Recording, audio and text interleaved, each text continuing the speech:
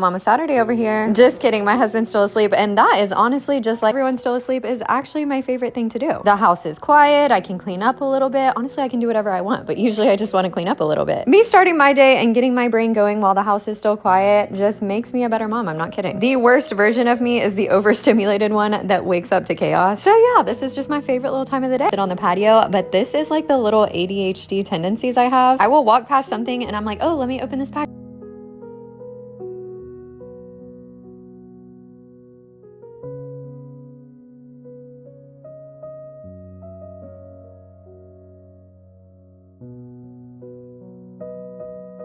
And they're going to pick up breakfast, so I'm enjoying some outside time. I called my mama, we chatted for a little bit.